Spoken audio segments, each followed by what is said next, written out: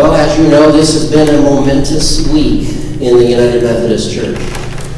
You know, before you might be able to, in the weeks leading up to it, if you hadn't heard about it in the church, you probably wouldn't have heard about it at all.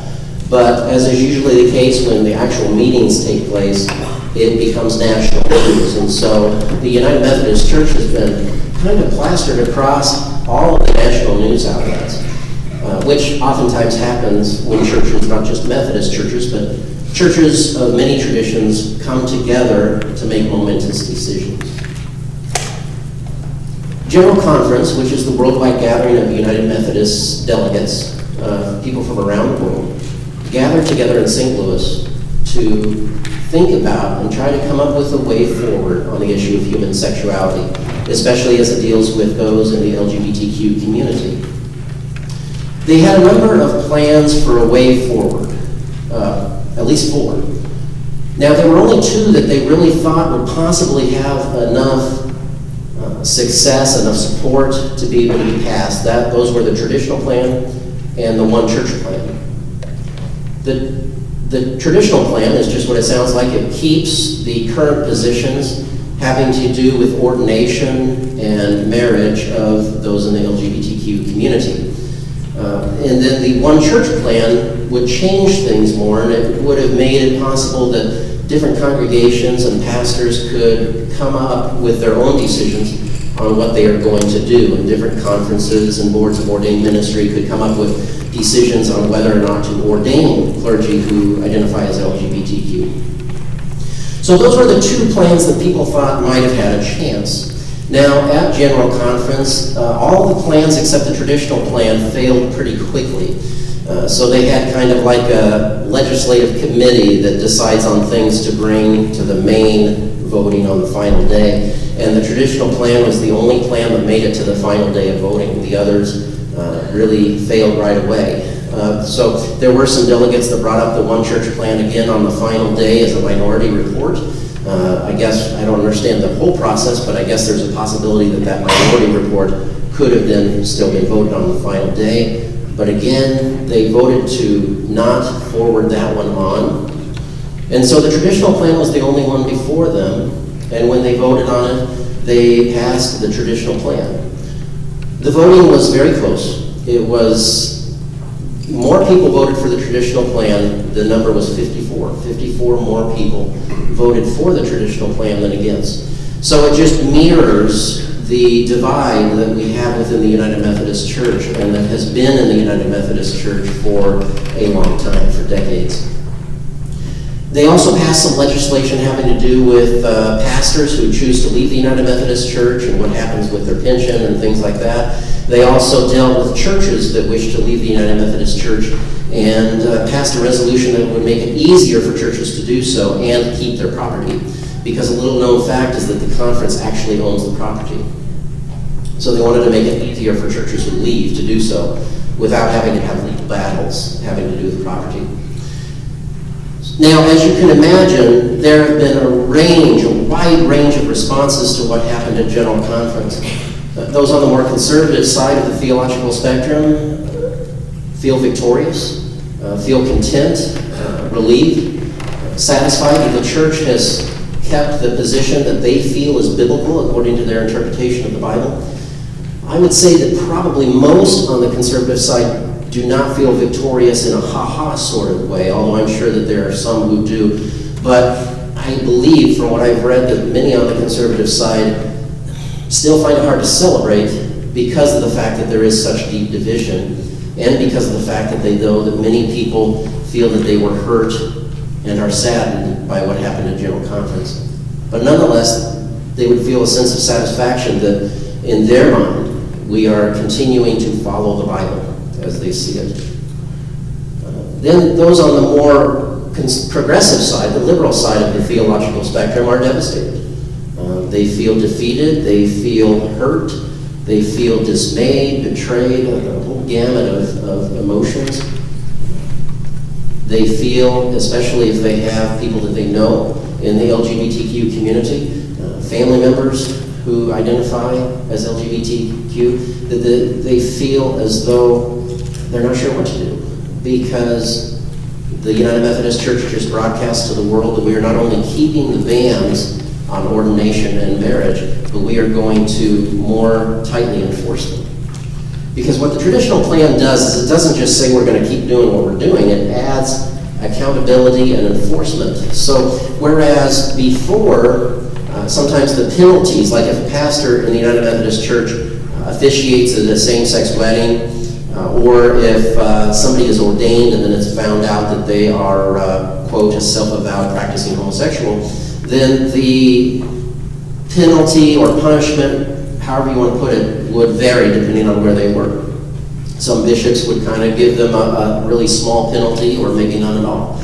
Now with the traditional plan, what it would do is it would make it so that at the first offense, at the first time that they break the rule that's in the discipline, they would have that pastor would have a year's suspension. The second time, they would have their credentials taken away. So, much harsher punishments than maybe have been put out before. And so it's understandably many people who are on the progressive end or know people in the LGBTQ community are devastated. Those who identify as LGBTQ once again feel as though they are not valued, that they do not have any worth, that the church has just proclaimed that God has no place for them. Now, there are many of us who would say that, well, there is a place for you, for the people in the LGBTQ community. They're welcome in our churches. They're welcome to participate in worship, Bible studies, to join the membership of the church, to serve in many facets. It's just that they cannot be ordained or be married. And so many people would argue that, well, they have no reason to feel like they're not welcome because they're still welcome in the life of the church. But if we are not a part of the LGBTQ community, we don't get to decide how they feel about things. And if a person doesn't feel welcome, then it doesn't matter if we say that they should feel welcome. If they don't feel welcome, they don't feel welcome.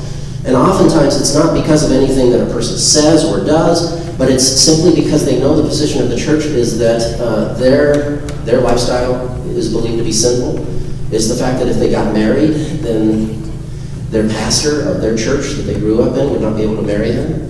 It is the fact that if they get married outside of the church, that marriage would not be recognized in their church that they grew up in. It is the fact that if they felt called by God into ministry, they would know that they would have to leave the United Methodist Church and go to a different church in order to serve in ministry, because the United Methodist Church would not recognize that. So, you can see why they would feel as though they are not welcome, even though in certain aspects we may say that they are. So where do we go from here? Well, first of all, General Conference is not the end of the story. What was passed is not necessarily what is going to go into effect.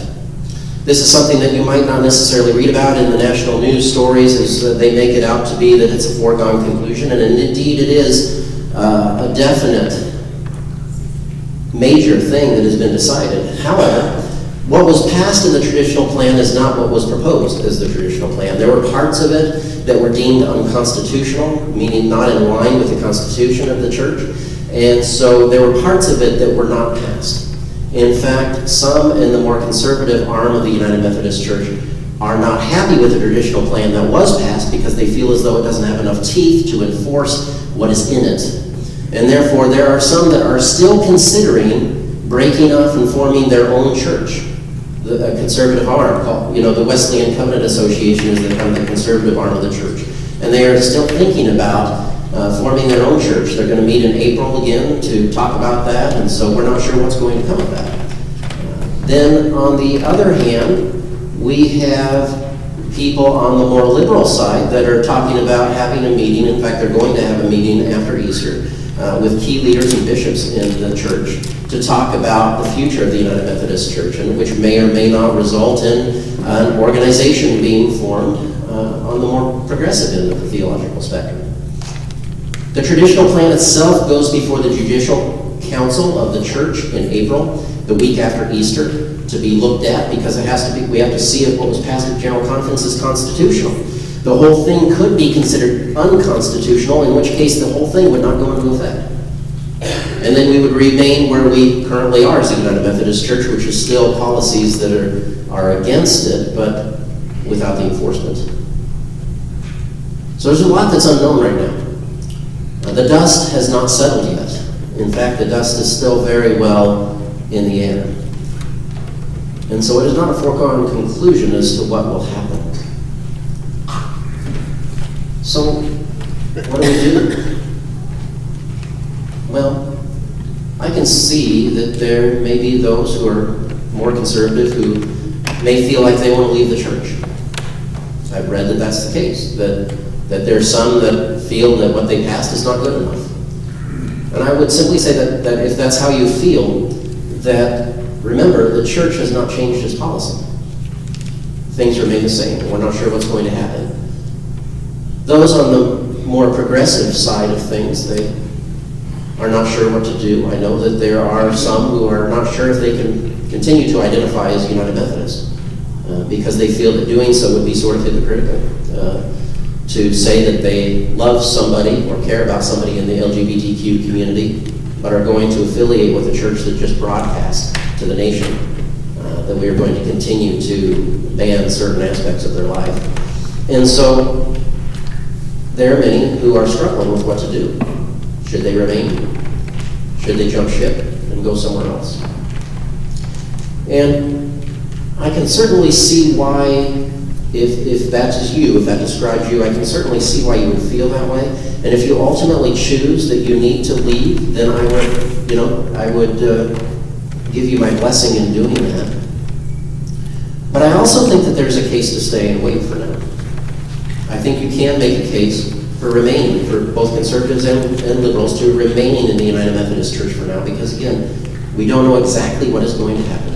We don't know exactly if what was passed is going to take effect. We don't know how different people are going to respond and what may come of this in the future.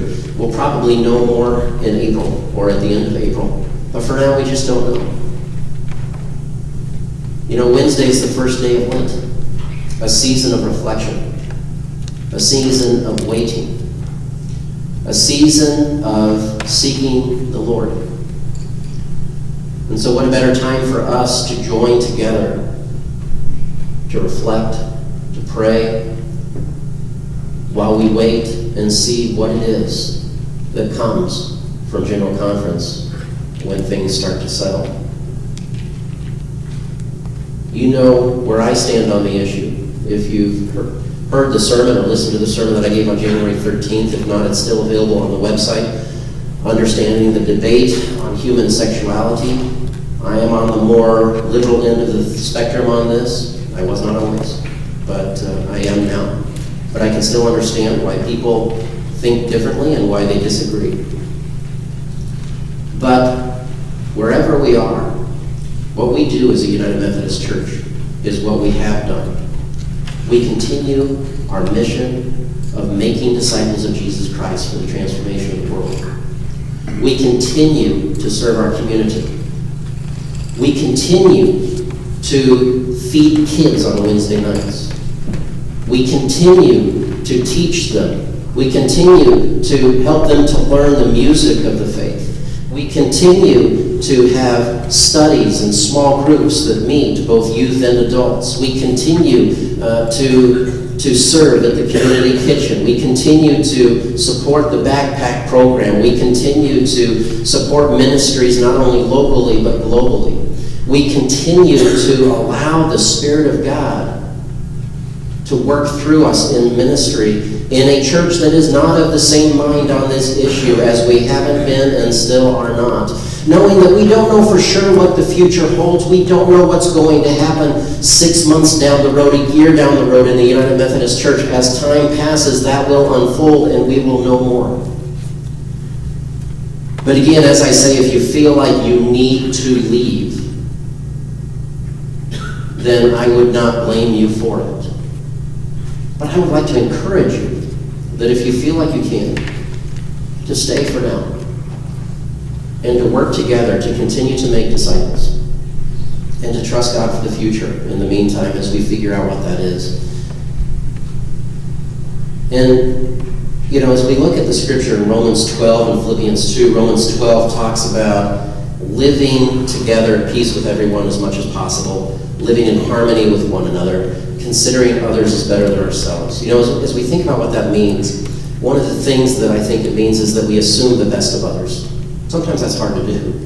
But we want to try to assume the best of others, including those who disagree with us. And so, as I said in the sermon on January 13th, most people who think that homosexuality is sinful are not motivated by hatred and bigotry. Some are, but many are not.